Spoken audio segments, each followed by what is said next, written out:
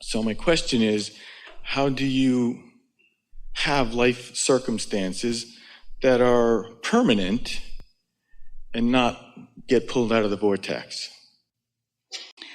Well, over time, we have described your relationship with who you really are and what you really want in different ways.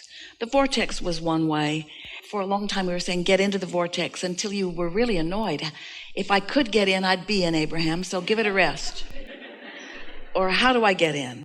And then we began explaining to you that having awareness of it and understanding the difference between vibrational signals and frequencies might make it easy for you to understand that you're standing next to your vortex and often not receiving the information that's coming from it. In other words, we wanted to turn the conversation about deliberate creating a bit by saying to you, you've already done so much of the creating, and now you're just waiting to receive impulses and thoughts to make it possible and easier for you to enjoy the evolution of your own desires. And we also understood that you've been creating and receiving without even knowing that you are. And so we want to say to you here and now, and you'll hear it really easily in light of everything else that you've heard here today, that you are always in a sort of receiving mode. If you're awake and conscious, you are in a receiving mode of something. You're turned on just like your radio, and maybe you're between stations, and maybe you're focused upon something that isn't pleasing to you, and maybe you're focused upon something that is, but you're always in the receiving mode. Now, when we talk about the receiving mode, what we are implying, what we are wanting you to realize is we want you to be in the receiving mode of who you really are. But to be fair, you're always in the receiving mode. So you're receiving thoughts. Esther has been noticing every now and again she'll get an impulse about something, and she's been stopping and saying, where was I when I received that? What was my vibrational attitude when I received that? Because she wants to know if the thought came from a worried stream of thought that she's been thinking about, or if it came as true inspiration from source energy. Some of the young people in her life, every now and again, she has some friends who just put some pictures up over their bed and they have glass on them. And they're in Southern California. And so at dinner the other night, Esther suggested that they get those reframed and put some plexiglass on them instead of the glass, because they live in earthquake country now. And Esther has seen her chandelier do a fair amount of swinging, as she's been there for 10 years, and she knows that every now and again there's a hiccup or a burp in the substructure and things fall off of things. And a very young and brilliant, youthful person said, or you could just not create that. And Esther thought, or I could kill you. Well, he was making a really good point. So then the question at the dinner table became, am I creating this reality, or is my guidance guiding me? Am I being guided to better life, or am I creating not good life when my guidance system is sort of warning me about something? And so because of things like that, Esther's been stopping frequently in situations like that and asking, where did that impulse come from? Well, in this case, they'd been laughing. They'd been having a wonderful time. They had basked themselves all the way there. There was nothing that was happening in the conversation that was other than high-flying and tuned in, tapped in, turned on. And the thought just came out of the ethers into Esther's mind. And so she feels certain that it is a really good idea in order to assist them in continuing to live happily ever after. That's all she had to do, is have that thought. So these are good questions for you. When a thought comes up that is unsettling, because when you think about it, Esther was so solution-oriented, she wasn't feeling any negative emotion about that. She knows of a beautiful frame shop where they can get magnificent frames. She saw some plexiglass that is so clear and scratch-resistant. In other words, it just seemed like the perfect idea. It was a perfect idea and a really good thing for her friends to experience. But then she doesn't want to create in their reality. And bumped up against something when she attempted to do that. So now, let's get back to the specifics of your subject. So say it again. So when there is something in my life that seems unchangeable, it's a circumstance that is present. I have a 21-year-old son who's autistic. Yes. So when I project ahead and I know that someday I'm going to transition, I'm concerned about who and how he's going to be taken care of. Yes. And that's an awful thought.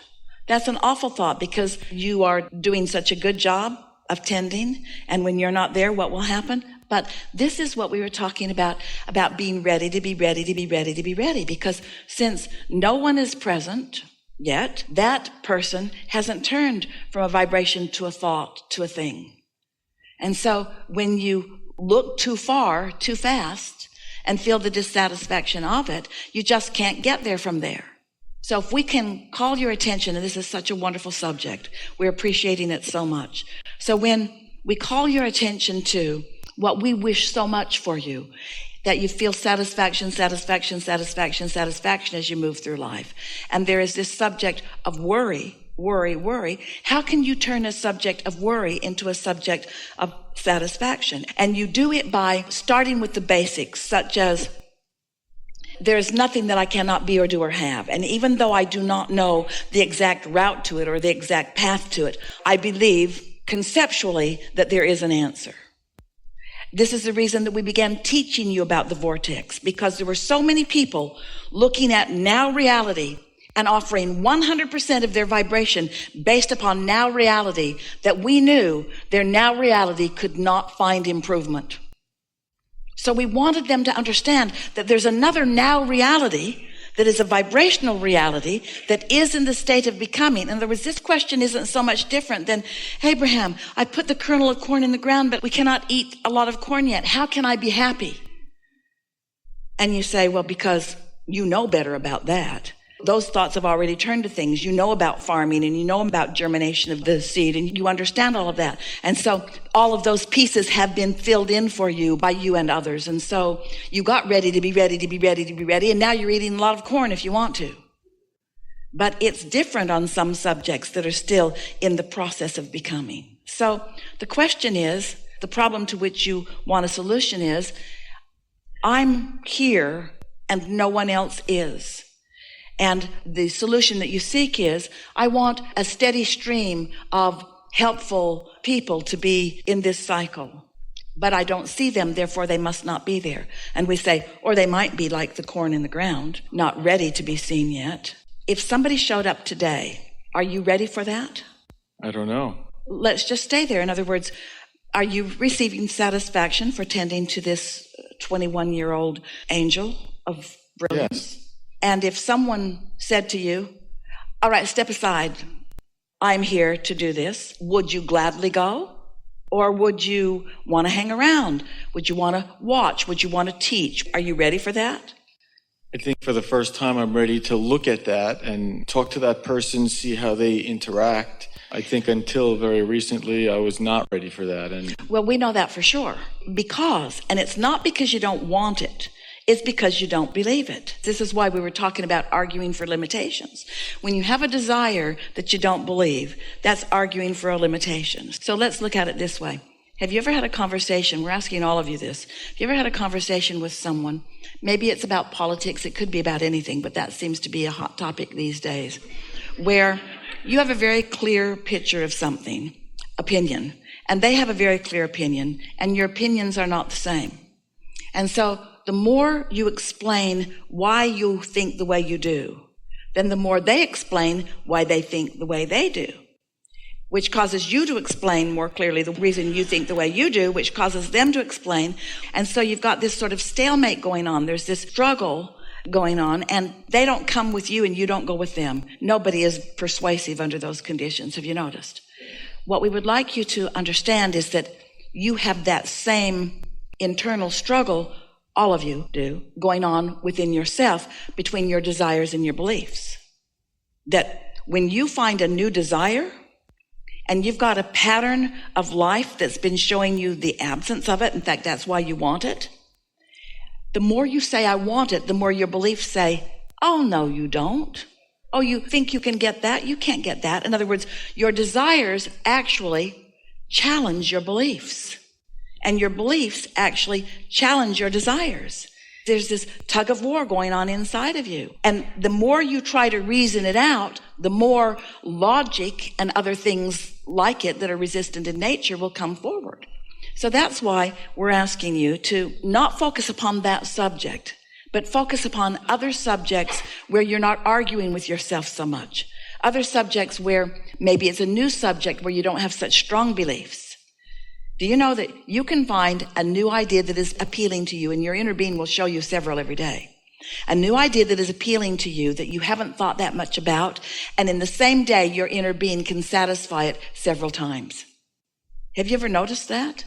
Esther had the most interesting experience. In September, she trimmed some trees at her place in Del Mar so that some of the houses behind could have a better view of the coast. And they all thought that was so nice. And Esther thought that it was normal because she likes looking there. She thought they might too. And her trees were really fast growing. And without even meaning to, she blocked their view. So she called her gardener in and they lowered the trees so that they had more view. Well, on Thursday, she asked the same tree trimmers to come again and do it again on some different trees. And while they were doing it, she went out to a pile of mail in her garage. She doesn't receive mail in her California home, just what she calls junk mail.